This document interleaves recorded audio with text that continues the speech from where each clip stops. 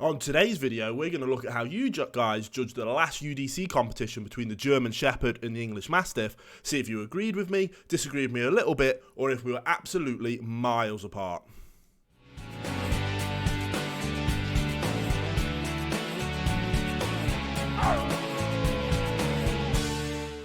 Welcome back to the Canine Show. My name's Will, I'm a behaviourist, and on this channel we make videos just like this one to better educate people all about these amazing dog breeds. So if you are new here, please consider subscribing and click the like button if you enjoy these live streams. So without further ado, we're going to look straight at how you guys judge the contest between the German Shepherd and the English Mastiff.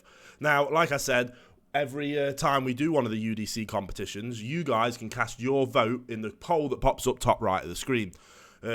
When I do my judging, you can judge alongside, and then we'll do one of these live streams and we'll recap. So without further ado, we're going to jump straight into round one, and we'll jump over into my screen capture so you guys can follow along.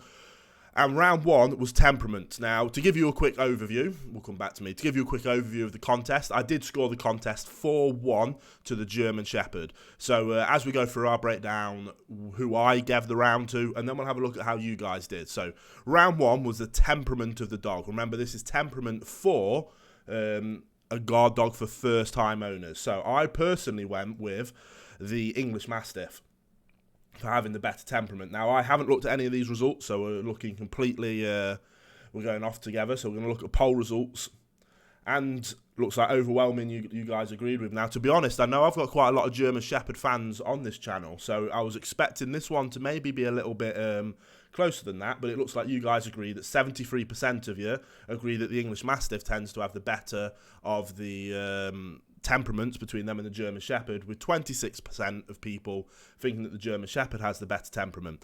And like I said, don't get me wrong, I do think that the German Shepherd can have an amazing temperament.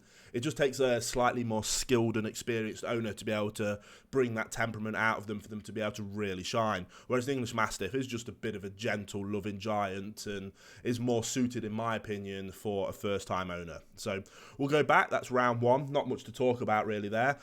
So we agree. That's 1 from 1 where we agree. It's always nice.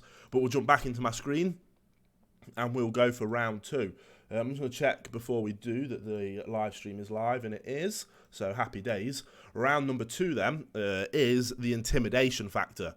Now, I gave the intimidation factor to the German Shepherd, but we'll have a look at how you guys did. So we'll look at the poll results, and a lot closer here, a lot closer. So German Shepherd, 59% of you agreed that the German Shepherd has the higher intimidation factor, with 40% of you thinking that the English Mastiff has the higher one. So although overall we did agree, it was much closer, and obviously there was a lot of you, 40% of you actually disagreed with me. So although we're 2 from 2, it's obviously a much closer decision. And like I discussed in the video, it's a difficult one.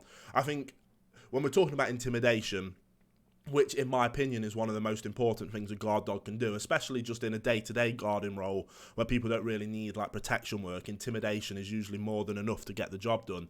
But I do think that there's like a point of diminishing return. So obviously starting with a Chihuahua, a Springer Spaniel would be a little bit more intimidating. Then a Labrador will be more intimidating.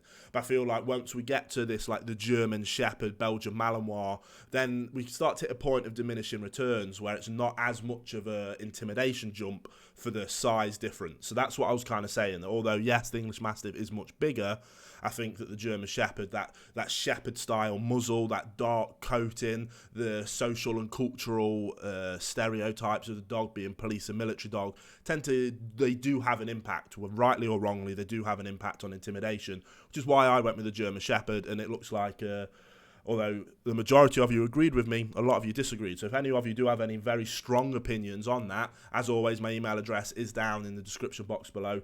You can drop me an email and I'm more than happy to have a chat with you about it. But let's jump back into my screen and we'll look at round 3, which was natural guarding instincts. So natural guard dog instincts, I went with the German Shepherd. It was quite a clear one for me. I won't go into much detail, but we'll look at the poll results. And there we go. I'm not surprised at that result whatsoever. That is what I was expecting. If, to be honest, I wouldn't have been surprised if it was more 90-10, 95-5%. But 84% of you agree, 15% of you disagreed with me and went with the English Mastiff. So I don't think there's really much to talk about here.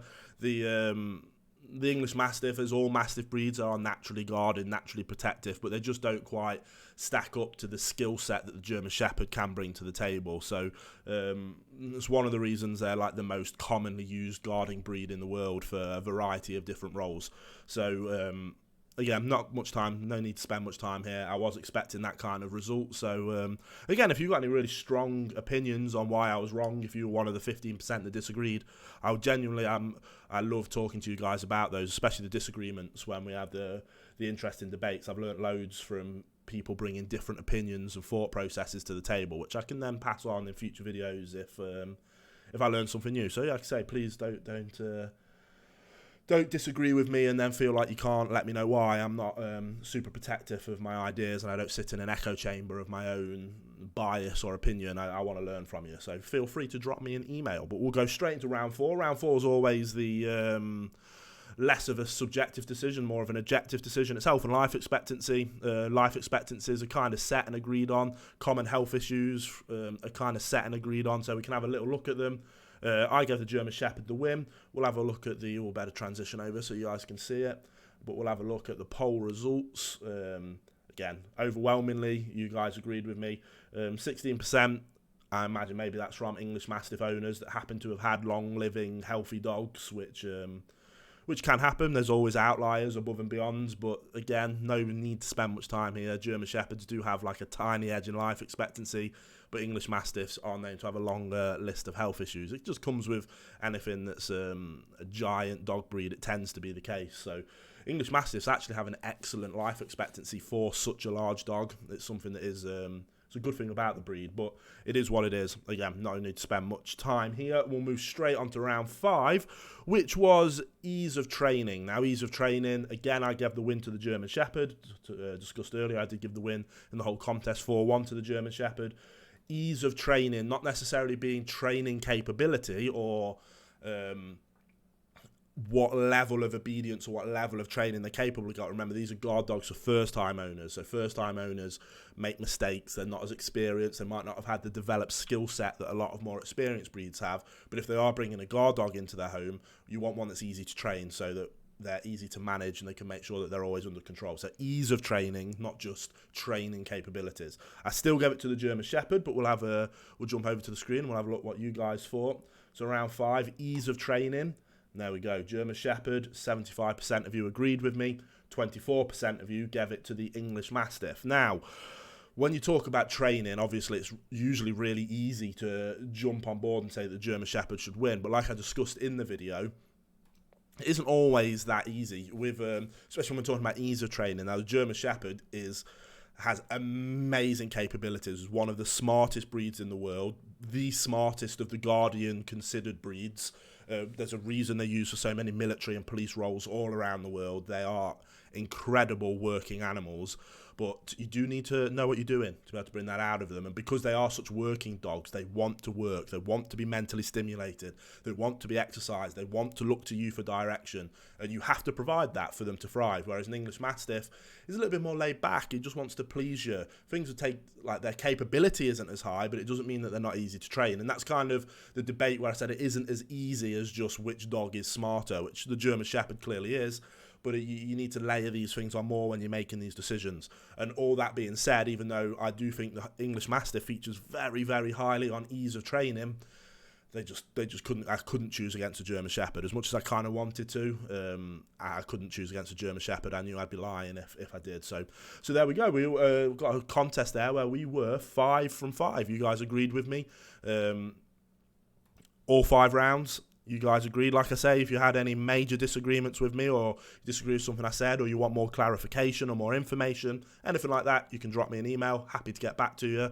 And that's the end of today's video.